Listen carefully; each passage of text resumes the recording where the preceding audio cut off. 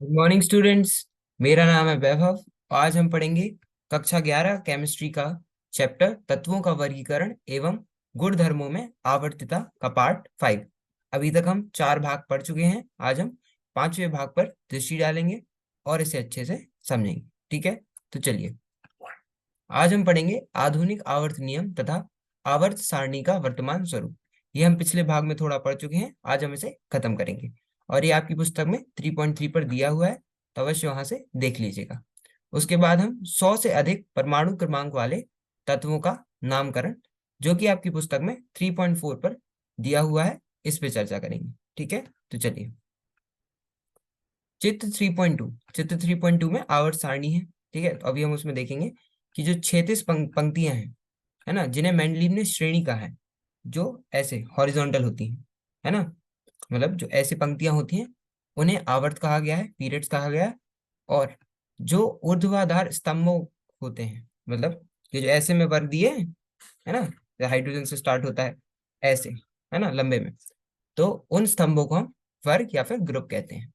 सामान्य ब्राह इलेक्ट्रॉनिक विन्यास वाले तत्वों को ऊर्ध्वाधर स्तंभों में रखा जाता है। ठीक है, जिन्हें वर्ग या परिवार कहा जाता है। ठीक है, समान, जिनकी इलेक्ट्रॉनिक विन्यास लगभग समान है। ठीक है, बाहर का जो इलेक्ट्रॉनिक विन्यास मतलब ब्लॉक वाइज रखते हैं, है ना, S block, P block, D block, F block, है ना। इन तत्वों में क्या समान है कि जो उनके अंतिम इलेक्ट्रॉन होते हैं वह अगर एस ब्लॉक में भरे जाएं तो वह एस ब्लॉक में आएगा, अगर पी में भरे जाएं तो पी ब्लॉक में, ऐसे। ठीक है, इन तत्वों को ऊर्ध्वाधर स्तंभों में रखा जाता है, जिन्हें वर्ग या परिवार कहा जाता है। आईयूपीएसी के अनुमोदन के अनुसार वर्गों को पुरानी पद्धति, है ना, जो पुरानी पद्धति थी 1A से लेके 7A तक, फिर एक 8 था और फिर 1B से लेके 7B, इसके स्थान पर 1 से 18 तक की संख्याओं में अंकित करके निरूपित किया जाता है। ठीक है, 1 से लेके 18 तक वर्ग या फिर ग्रुप होते हैं। आवर्त सारणी में कुल 7 आवर्त हैं, और जो पीरियड जो कि आवर्त है ना, ऐसे में, तो कितने हैं? 7 हैं। आवर्त संख्या आवर्त में तत्वों की अधिकतम मुख्य क्वांटम संख्या n को दर्शाती है। ठीक है, और जो प्रथम आवर्त है उसमें 2 तत्व हैं, है ना, हाइड्रोजन है, हीलियम है। और इसके बाद के जो आवर्त हैं उनमें क्रमशः 8 8 18 18 और 32 तत्व हैं।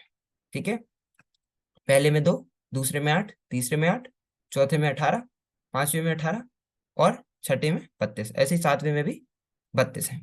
ठीक है, चलो, सातवां आवर्त अपूर्ण आवर्त है। ठीक है, सैद्धांतिक रूप से छठे आवर्त की तरह इनमें तत्वों की अधिकतम संख्या क्वांटम संख्या के आधार पर 32 ही होगी। ठीक है, सातवें में भी 32 ही होगी। इस रूप में आवर्त सारणी के छठवें एवं सातवें आवर्त के क्रमशः लेंथनाइट और एक्टिनाइट के 14 14 तत्व नीचे अलग से दर्शाए जाते रहे हैं। ठीक है, देखो, ये है ग्रुप है 1 2 से लेके यहाँ पे 18 तक, 1 से लेके 18 तक ये क्या है? वर्ग है। एक ये है, दो ये है, 3 4 5 6, एक और दो किस में आता है? एस ब्लॉक में आएगा। ठीक है, और ये है हमारा एस ब्लॉक।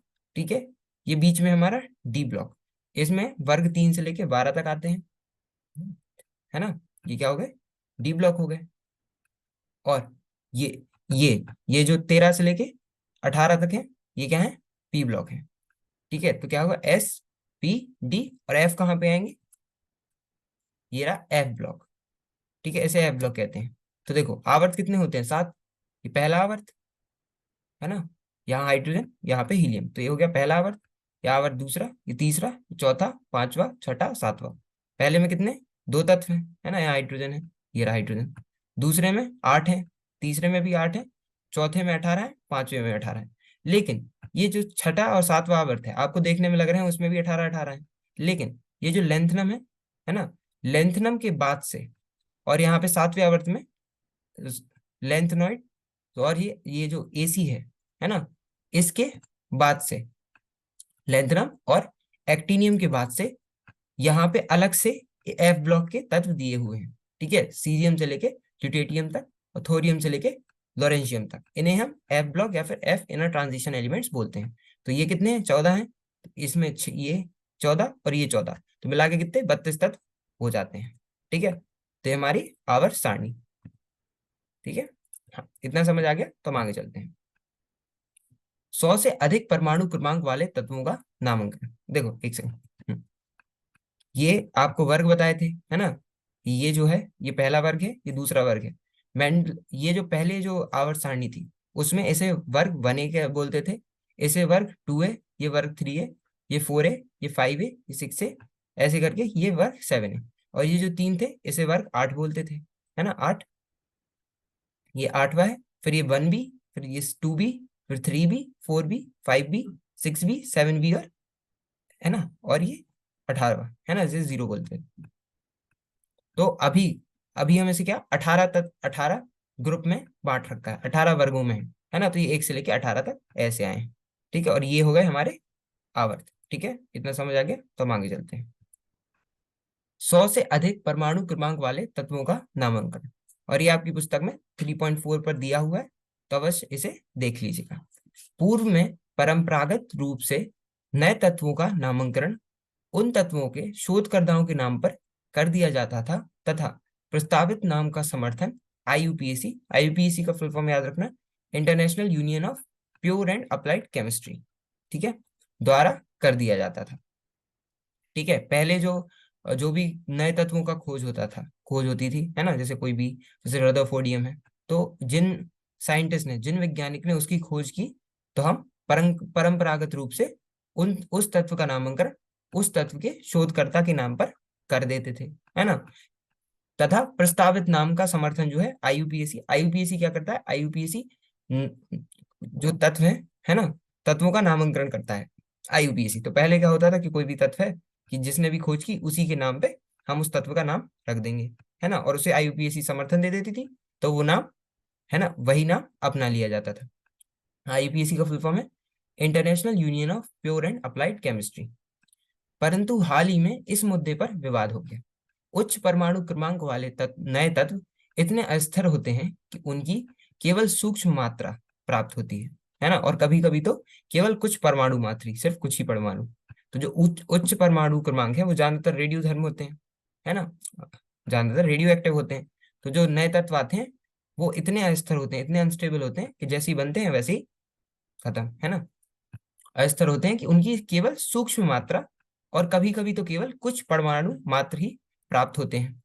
ठीक है, इन तत्वों के संश्लेषण और विशेष गुणों के अध्ययन के लिए महंगे तथा आधुनिक उपकरणों और प्रयोगशाला की आवश्यकता होती है।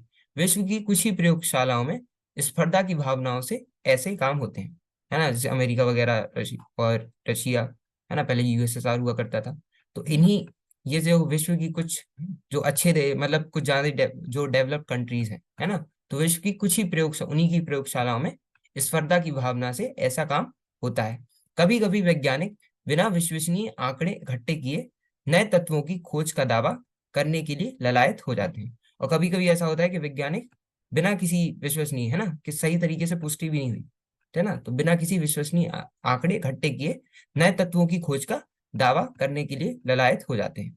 उदाहरण के तौर पर अमेरिकी और रूसी दोनों ही देशों के वैज्ञानिकों ने, है ना, अमेरिकी मतलब यूएसए, रूसी रशिया, तो उदाहरण के तौर पर अमेरिकी और रूसी दोनों ही देशों के वैज्ञानिकों ने 104 परमाणु क्रमांक वाले तत्वों की खोज का दावा किया।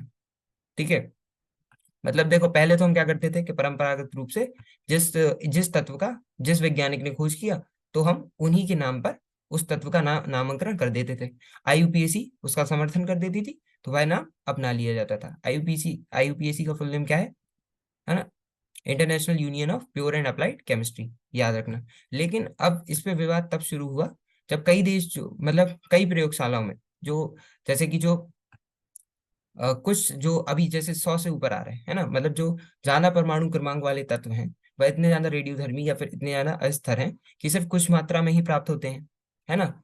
लेकिन उसी वजह से जो कई साइंटिस्ट, कई वैज्ञानिक होते हैं, किसके, स्पर्धा की भावना से, या फिर कुछ वैज्ञानिक बिना विश्वसनीय आंकड़े इकट्ठे किए ही नए तत्वों की खोज का दावा करने के लिए ललायत हो जाते हैं, है ना। तो अब मान लीजिए उदाहरण के तौर पर अमेरिकी और रूसी दोनों ही देशों के वैज्ञानिकों ने 104 परमाणु क्रमांक वाले तत्व की खोज का दावा किया। ठीक है, अब रशिया ने भी किया है, अमेरिका में नहीं, अमेरिका के भी वैज्ञानिक ने किया है। तो अब हम किसके नाम पर, है ना, अभी तो ये था कि मान लो रदरफोर्ड ने एक तत्व का की खोज कर दी तो हमने उसका नाम रदरफोर्डियम कर दिया। लेकिन अब यहाँ पे जो भी जैसे वैज्ञानिक ने इसे रदरफोर्डियम तथा रूसी वैज्ञानिक ने इसे कुर्सोटोवियम कुर्साटोवियम है ना नाम दिया। ठीक है, तो जैसे एक तत्व आया। ठीक है, अब रशिया के जो अमेरिका के जो वैज्ञानिक थे उन्होंने इसका नाम रदरफोर्डियम रख दिया तथा रूसी वैज्ञानिकों ने इसे कुर्सोटोवियम नाम दिया।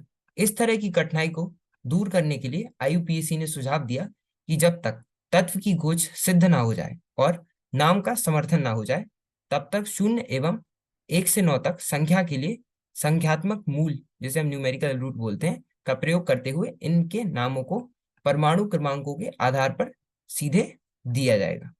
ठीक है, इस कठिनाई को दूर करने के लिए आईयूपीसी ने क्या सुझाव दिया कि जब तक सही तरीके से पुष्टि ना हो जाए, है ना, तब तक तत्व की खोज सिद्ध ना हो जाए और नाम का समर्थन ना हो जाए, तब तक हम एवं 1 से 9 तक शून्य एवं 1 से 9 तक संख्या के लिए न्यूमेरिकल रूट बनाएंगे, है ना, संख्यात्मक मूल का प्रयोग करते हुए इनके नामों को परमाणु क्रमांकों के आधार पर सीधे दिया जाएगा। ठीक है, इसे सारणी 3.4 में दिया हुआ है, जिसे अभी हम देखेंगे। तो देखो, ये है तत्वों के आईयूपीएसी नामकरण हेतु संकेतन। देखो, अगर अंक जो है वह शून्य है ना, ये क्या है, न्यूमेरिकल रूट है अर्थात संख्यात्मक मूल है। तो अगर जो अंक जो है वह शून्य है ना, तो उसका नाम क्या होगा, निल होगा, और संक्षिप्त रूप क्या होगा, एन होगा। अगर तत्व एक है तो उसका नाम अन होगा और संक्षिप्त रूप क्या होगा, यू होगा। ऐसे ही अगर अंक जो है 2 है तो उसका नाम होगा बाई और संक्षिप्त रूप बी। ऐसे ही अगर अंक 3 है तो उसका नाम होगा ट्राई और संक्षिप्त रूप टी। ऐसे ही अंक अगर 4 है तो उसका नाम होगा क्वाड और संक्षिप्त रूप क्यू। ऐसे ही अंक अगर 5 है तो उसका नाम होगा पेंट और संक्षिप्त रूप पी।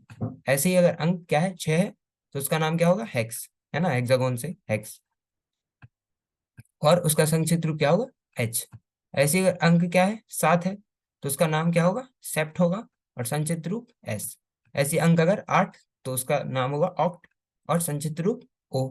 ऐसे अंक अगर 9 है तो उसका नाम होगा एन और संक्षिप्त रूप ई।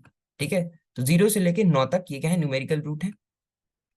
तो इनसे क्या होगा, उन तत्वों का जो 100 से ऊपर के हैं उनका नामकरण होगा तब तक जब तक उनकी पुष्टि ना हो जाए। ठीक है, तो मान लीजिए अगर कोई अ, परमाणु क्रमांक है किसी तत्व का 104, है ना, तो 104 में क्या है, 1 है, 0 है, 4 होगा, तो हम 1 का यूएन लेंगे, है ना। 100 मतलब 0 आएगा बीच में, 104 है ना, तो 0 आएगा बीच में, तो यूएन के बाद निल लगा देंगे, है ना, तो यूएन फिर निल, और 4 4 मतलब क्वाड, यूएन निल और क्वाड। ठीक है, और फिर एंड में इसमें बाद में आई यू एम भी आता है, वो भी अभी हम देखेंगे।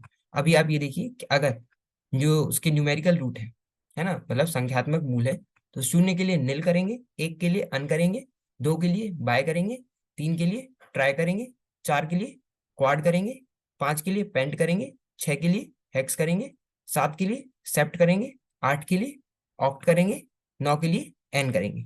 ठीक है, और उनकी संक्षिप्त रूप क्या है, निल के लिए एन, अन के लिए यू, मतलब जो पहला वाला है ना, सिर्फ वही है सर संक्षिप्त रूप, यूएन के लिए यू, बाई के लिए बी, ट्राई के लिए टी, क्वाड के लिए क्यू, पेंट के लिए पी, हेक्स के लिए एच, सेप्ट के लिए एस, ऑक्ट के लिए ओ, एन के लिए ई। ठीक है, मूलों को अंकों में के क्रम में एक साथ रखा जाता है जिससे क्रमांक प्राप्त होता है तथा अंत में ईएम आईयूएम जोड़ दिया जाता है ना।